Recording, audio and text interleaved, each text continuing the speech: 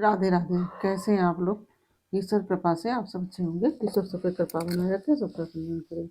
आज हम बताने जा रहे हैं श्रीमद् भागवत महापुराण के 10वें स्कंद का 80वां अध्याय, श्री कृष्ण के द्वारा सुदामा जी का स्वागत। और इस अध्याय का वर्णन करने से पहले हम आपसे कहना चाहेंगे, यदि आपने हमारे चैनल पर सब्सक्राइब नहीं किया है या फिर आप हमारे चैनल पर पहली बार आए हैं तो आप हमारे चैनल को सब्सक्राइब अवश्य कर लीजिए और बेल आइकन बटन अवश्य दबा दीजिए, जिससे कि हमारे आने वाले सारे वीडियोस आपको प्राप्त हो सकें। यदि आपको कथा अच्छी लग रही है, समझ में आ रही है, तो वीडियो को लाइक शेयर भी अवश्य कर दीजिएगा और कमेंट में राधे राधे अवश्य लिखिए। चलिए अब चलते हैं कथा की तरफ। श्रीमन्नारायण नारायण हरि हरि भजवन नारायण नारायण हरि हरि, तेरी लीला सबसे प्यारी प्यारी, हरि हरि तेरी लीला सबसे न्यारी न्यारी, हरि हरि श्रीमन्नारायण नारायण हरि हरि भजवन नारायण नारायण हरि हरि। राधे राधे। बोलो कृष्ण कन्हैया लाल की जय। राजा परीक्षित ने पूछा, भगवान प्रेम और मुक्ति के दाता परब्रह्म परमात्मा भगवान श्री कृष्ण की शक्ति अनंत है, इसलिए उनकी माधुर्य और ऐश्वर्य से भरी लीलाएं भी अनंत हैं। अब हम उनकी दूसरी लीलाएं, जिनका वर्णन आपने अब तक नहीं किया है, सुनना चाहते हैं। ब्राह्मण, यह जीव विषय सुख को खोजते खोजते अत्यंत दुखी हो गया है। वे बाण की तरह इसके चित्त में चुभते रहते हैं। ऐसी स्थिति में ऐसा कौन सा रसिक रस का विशेषज्ञ पुरुष होगा जो बार बार पवित्र कीर्ति भगवान श्री कृष्ण की मंगलमय लीलाओं का श्रवण करके भी उनसे विमुख होना चाहेगा। जो वाणी भगवान के गुणों का गान करती है, यही सच्ची वाणी है। वही सच्चे हाथ हैं जो भगवान की सेवा के लिए काम करते हैं। वही मन सच्चा मन है जो चराचर प्राणियों में निवास करने वाले भगवान का स्मरण करता है। और वही कान वास्तव में कान कहने के योग्य है जो भगवान की पूर्णमय कथाओं का श्रवण करते हैं। वही सिर है जो चराचर जगत को भगवान के अचल प्रतिमा समझकर नमस्कार करता है और जो सर्वत्र भगवत विग्रह का दर्शन करते हैं। वे ही नेत्र वास्तव में नेत्र हैं, जिस शरीर के जो अंग भगवान और उनके भक्तों के चरणोदक का सेवन करते हैं, वे ही अंग वास्तव में अंग हैं। जो सच पूछिए तो उन्हीं का होना सफल है। श्री सूत जी कहते हैं कि सनकादिक ऋषियों, जब राजा परीक्षित ने इस प्रकार प्रश्न किया, तब भगवान श्री सुखदेव जी का हृदय भगवान श्री कृष्ण में तल्लीन हो गया। उन्होंने परीक्षित से इस प्रकार कहा। श्री सुखदेव जी ने कहा कि परीक्षित, एक ब्राह्मण भगवान श्री कृष्ण के परम मित्र थे। वे बड़े ब्रह्म ज्ञानी, विषयों में विरक्त, शांत चित्त और जितेंद्रिय थे। वे गृहस्थ होने पर भी किसी प्रकार का संग्रह परिग्रह न रखकर प्रारब्ध के अनुसार जो मिल जाता उसी में संतुष्ट रहते थे। उनके वस्त्र तो फटे पुराने थे ही, उनकी पत्नी के भी वस्त्र वैसे ही थे। वह भी अपने पति के समान ही भूख से दुबली हो रही थी। एक दिन दरिद्रता की प्रतिमूर्ति दुखनी पतिव्रता भूख के मारे कांपती हुई अपने पतिदेव के पास गई और मुरझाए हुए मुंह से बोली, भगवान साक्षात लक्ष्मीपति भगवान श्री कृष्ण आपके सखा हैं। वे भक्तवांछा कल्पतरु शरणागत वत्सल और ब्राह्मणों के परम भक्त हैं। परम भाग्यवान आर्यपुत्र, वे साधु संतों के सत्पुरुषों के एकमात्र आश्रय हैं। आप उनके पास जाइए। जब वे जानेंगे कि आप कुटुंबी हैं और अन्न के बिना दुखी हो रहे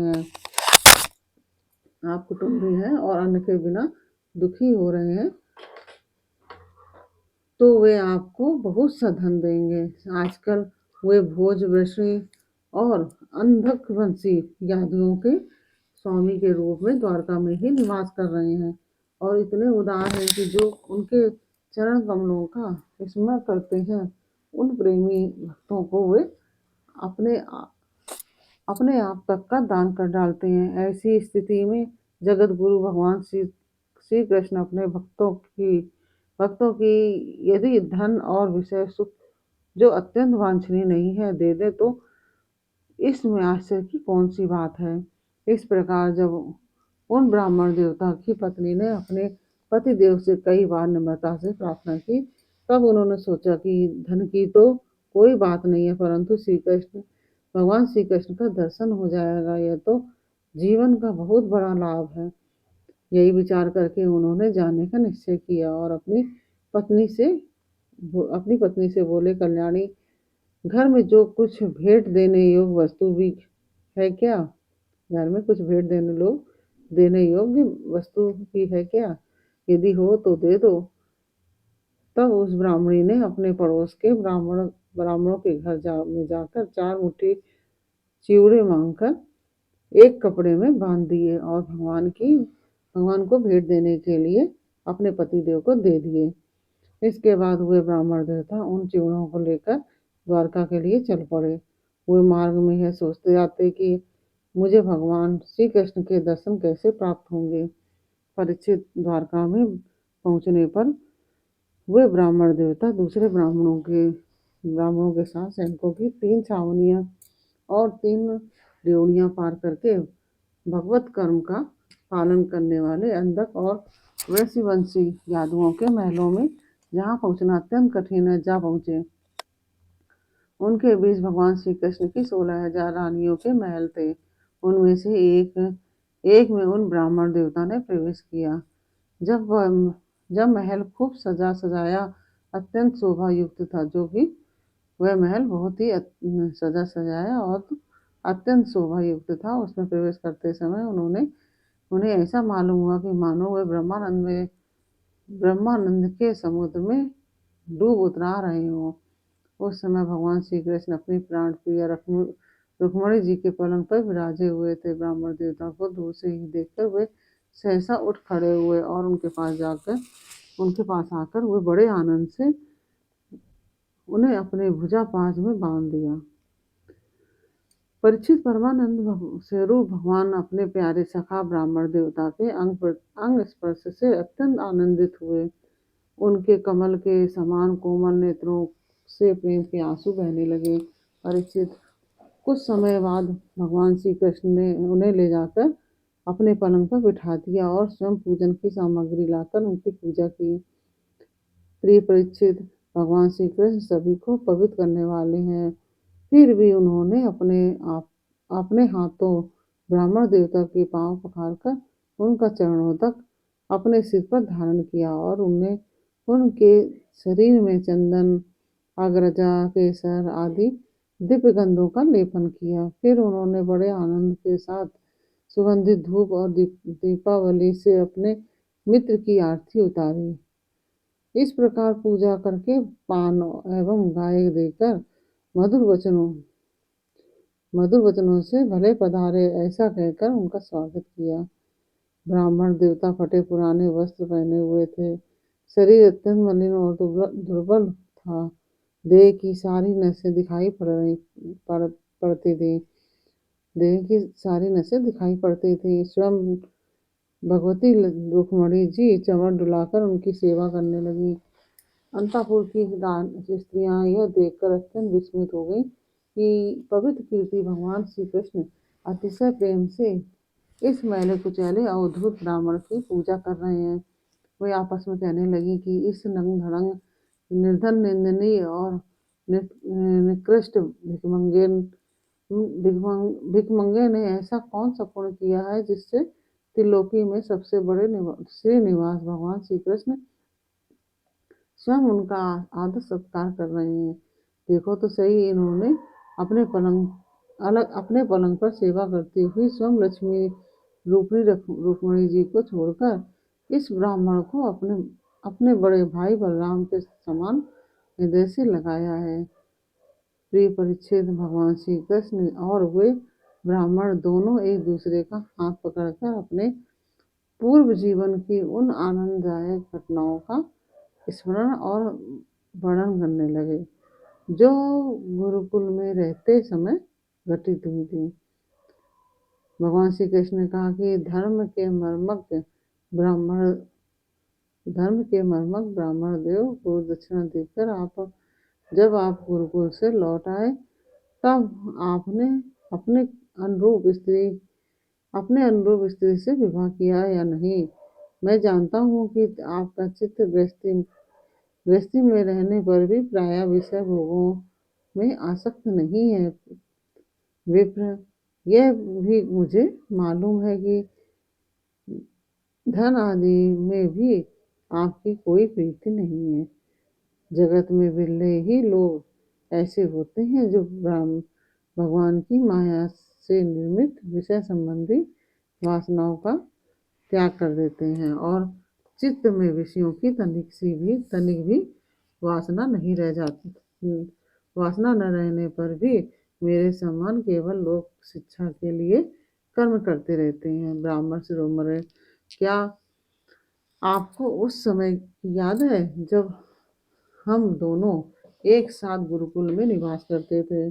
सचमुच गुरुकुल में ही द्विजातियों को अपने ज्ञातव्य वस्तु का ज्ञान होता है, जिसके द्वारा वे अज्ञान अंधकार से पार हो जाते हैं। मित्र, इस संसार में शरीर का कारण जन्मदाता पिता प्रथम गुरु है। इसके बाद उपनयन संस्कार करके सत्कर्मों की शिक्षा देने वाला दूसरा गुरु है। वह मेरे ही समान पूज्य है। तदंतर ज्ञानोपदेश करके परमात्मा को प्राप्त कराने वाला गुरु तो मेरा स्वरूप ही है। वर्णाश्रमियों के 3 गुरु होते हैं मेरे प्यारे मित्र। गुरु के स्वरूप में सब मैं हूँ। इस जगत में वर्णाश्रमियों में जो लोग अपने गुरुदेव के उपदेशानुसार अनायासी भवसागर पार कर लेते हैं, वे अपने स्वार्थ और परमार्थ के सच्चे जानकार हैं। प्रिय मित्र, मैं सबका आत्मा हूँ, सबके हृदय में अंतर्यामी रूप से विराजमान हूँ। मैं गृहस्थ के धर्म, पंच महायज्ञ आदि से, ब्रह्मचारी के धर्म, उपनयन, वेदाध्ययन आदि से, वानप्रस्थी के धर्म, तपस्या और सब ओर से उपरत हो जाना, इस सन्यासी के धर्म में भी उतना संतुष्ट नहीं होता जितना गुरुदेव की सेवा शुश्रूषा से संतुष्ट होता हूँ। ब्राह्मण, जिस समय हम लोग गुरुकुल में निवास कर रहे थे, उस समय की बात आपको याद है क्या? जब हम दोनों को एक ही दिन हमारी गुरुपत्नी ने ईंधन लाने के लिए जंगल में लकड़ी लेने भेजा था। उस समय हम लोग एक घोर जंगल में गए हुए थे और बिना ऋतु के ही बड़ा भयंकर आंधी पानी आ गया था। आकाश में बिजली कड़कने लगी थी। तब तक सूर्यास्त हो गया। चारों ओर अंधेरा ही अंधेरा फैल गया। धरती पर इस प्रकार पानी ही पानी हो गया कि कहाँ गड्ढा है कहाँ किनारा, इसका पता ही नहीं चलता था। वह वर्षा क्या थी, एक छोटा मोटा प्रलय ही था। आंधी के झटकों और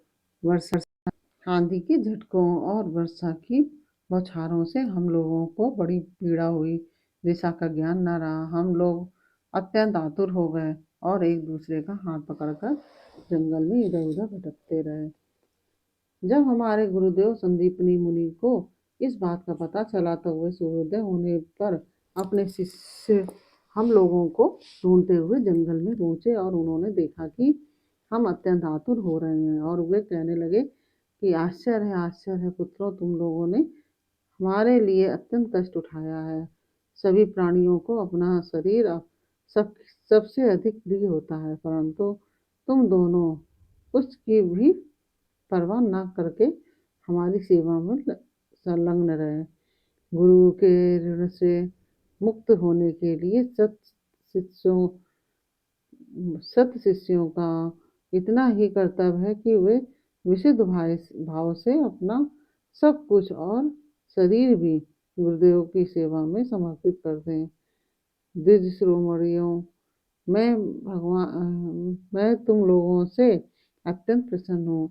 तुम्हारे साथ सारे मनोरथ, सारी अभिलाषाएं पूर्ण हो, और तुम लोगों ने हमसे जो वेदाध्ययन किया है वह तुम्हें सर्वदा कंठस्थ रहे और इस लोक एवं परलोक में कहीं भी निष्फल ना हो।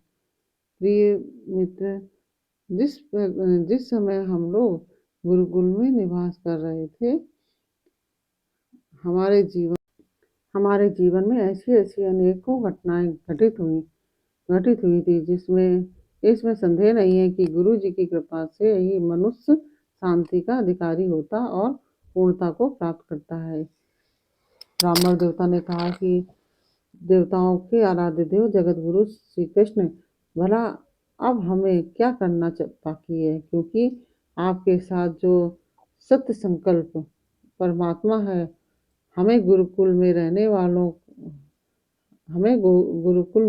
वालों का सौभाग्य प्राप्त हुआ था। प्रभु छंदों में वेद, धर्म, अर्थ, काम, मोक्ष चतुर्विध पुरुषार्थ के मूल स्रोत हैं, और वे